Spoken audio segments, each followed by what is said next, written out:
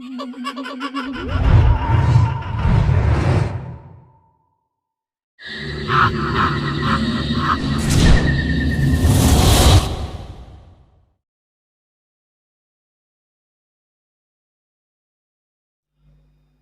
evening, gentlemen.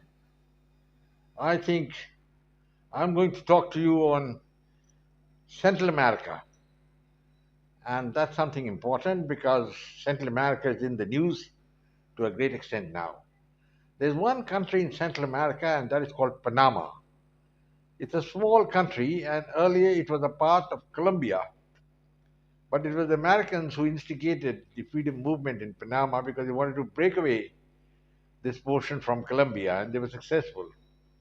And the reason was that they wanted to make a canal in the Panama country so that they could connect the Atlantic and the Pacific Ocean. But before that, I'll tell you that there was a French engineer called Ferdinand de Lesseps, and this man envisaged a canal which would connect the Red Sea to the Mediterranean Sea. That is called the Suez Canal, and it came up, I think, around 1880. And he was a very fine engineer. He was a Frenchman. But the construction of the canal, that is the Suez Canal, was very simple because the levels of both the Red Sea and the Mediterranean Sea were the same.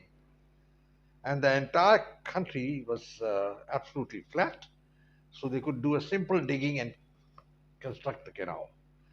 And this was a very, very important lifeline because in case you had to come to India earlier before the Suez Canal was built, you had to come round South Africa, the Cape of Good Hope, and took you almost a month and a half to reach India. And that's how Vasco da Gama in 1498 came all the way from Portugal to Calicut in Kerala. He liked the place very much, I'm told, and I won't anything more about his personal life. But anyway, he made 12 voyages to Kerala. He liked it so much. So then the attention turned to the Central Americas, and there was a narrow strip of land which connected the Atlantic Ocean, which either divided the Atlantic Ocean from the Pacific Ocean. And Lesop thought, well, I made the Suez Canal, I'll be successful in making this canal also. And in 1881, he started construction of the Panama Canal. Now, the things were entirely different. You see, what he had done in Egypt was much simpler than what he's going to do here. Here, the levels of both the oceans was different. Yani the Pacific Ocean and the Atlantic Ocean have got different levels, and the entire countryside was infested with jungles and mountains, and malaria was rampant. And he started the construction, I think, in 1881. By 1889, thousands of workers had died, malaria was rampant, and after losing millions of dollars, the French said, we go up. So it remained the same way for a long time. And as I told you at that time, Panama was a part of Colombia, but the Americans were very keen that Colombia should lose its hold over the Panama because it's such a strategic waterway if at all it was going to be built. However, in 1903, the Americans began construction of this Panama Canal, and it took them 10 years to do it, and by 1914 the canal was ready. I think it was an engineering marvel and something which the Americans should be really proud of, and that is a fact. The canal had a new system of lifting the water levels of the ships, from one ocean to another by a series of locks. And that was something revolutionary, but all the same, it was a Teutonic effect on world shipping, and no longer the ships had to go all the way from Europe down to Argentina to the eastern, to the western Pacific. So there was a change, but initially the canal was with the administration of the Americans. And then, for some reason or the other, I think after World War II, they were thinking, and they were thinking that, well, hand over the canal back to the Panamans. I couldn't understand why it was done because the Panama Canal should have continued as an American asset. But I think in 1999, it started during the time of Jimmy Carter, and finally, for a nominal sum of money, the administration of the canal was handed over to Panama. However, there was a provision that the Americans could intervene anytime in case there was a threat to shipping, global order, or some terrorist acts or something like that, and America had the right to intervene in the Panama Canal. The canal, of course, was a milch cow. It was giving a lot of money to the Panaman government, but they did a mistake, I think, and part of it is because they started handing over a few things to the Chinese. And Donald Trump had been keeping a watch over all this, and when he came into power, he's decided that the time has come to take the Panama Canal back from Panama. I personally, if you ask me, support his decision. And I will not hesitate to say that I am one of the admirers of Donald Trump because he is very decisive. And this is one of the decisive steps which he's taken, taking the canal up, the Panama Canal back from the Panama government.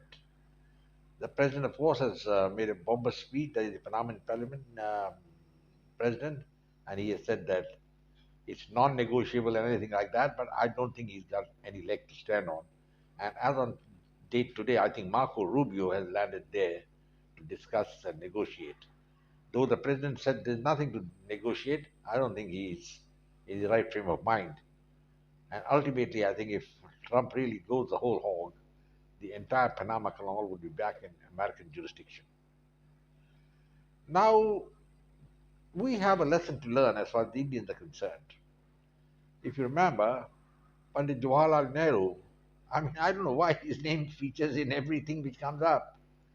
This man in 1948 decided, I mean, a whimsical method. He was a very whimsical man. He didn't know, had no sense of strategic importance. There are certain islands called the Coco Islands, which are north of the Andaman Islands, and they are very close to Burma. And he said, well, we don't need them. Hand them over to Burma. So they signed a lease agreement and handed them over to Burma.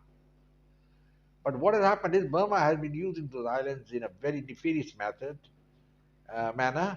And now, as far as I understand, the Chinese have set up listening posts in those islands, and they're keeping a watch on Indian space activities in Orissa. It's very sad. And this is an example of foolishness of Mr. Nehru. But now I have a question to Mr. Modi. Can he, like Donald Trump, take those islands back? Because those islands are basically Indian territory. They were leased out to Burma, and I think there's every right India has to take them back. As far as the Panama Canal is concerned, I think it's a cut and dried case. The world will have to keep watching. There are a lot of people, who like to see that the Americans do not have a foothold there, and one of them is Russia and China. But Russia, as you know, tied up in the Ukraine war, and I don't think they should really boast about anything in Ukraine. They've been fighting for 2.5 years, and all they could take is 22% of the territory of Ukraine and the western region. I don't think the famed Red Army, which beat the hell out of the Wehrmacht, really has anything to feel proud of. They can't even knock out Ukraine. To say that the NATO is helping Ukraine and all is a lot of bull. I mean, NATO was going to help them. There's no, in fact. And I think Vladimir Putin should have factored all that inside. He would have factored it.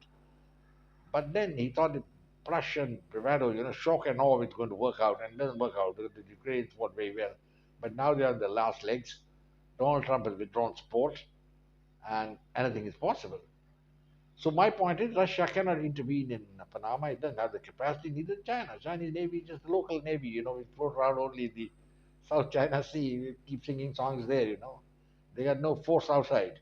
The aircraft carriers don't match the American super carriers. 10 of them are absolutely monoliths who can go and conquer the whole world if required. They're nuclear armed, but well, they are vulnerable as everything is, and they're vulnerable to missile attack. But all that is part of the game. You've got to be ready for it. And now the question is, what happens next? Marco Rubio is in Panama. Let's see how the talks go along. But my feeling is if the talks don't go along, don't move properly, then I think Trump might decide on an invasion and then take control of the Panama Canal. My suggestion is that part of the revenue which comes from the canal, maybe more of it, could be handed over to the Panaman government for their filling their bellies and all that, food and development. But the administration of the canal must be with the Americans only, because there's a good chance that China will intervene.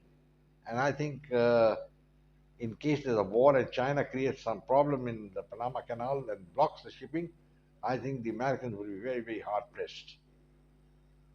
So all credit to Donald Trump. I think I'll give him a lot of credit here, and he's doing wonderfully well. He's to restore the greatness of America. Let's see what happens, gentlemen. I think I'll close now, and we'll wait and see what happens. I hope in my next video I'll be able to give you a real insight into what's happening in Panama. But one thing is very clear: the writing is on the wall, and Panama better agree, otherwise it'll face catastrophic economic problems. And the Americans have the capacity, the military power, to shut down the canal to all international shipping. So you should be very, very careful, the president there, and not try to catch the grizzly bear by the tail. The Americans are the grizzly bear. Don't try to catch it by the tail. So, gentlemen, I'll close now. I hope you like my video. Please share with your friends. I look forward to more interaction with you. In the meanwhile, I'll say goodbye, God bless, and Jai Hind.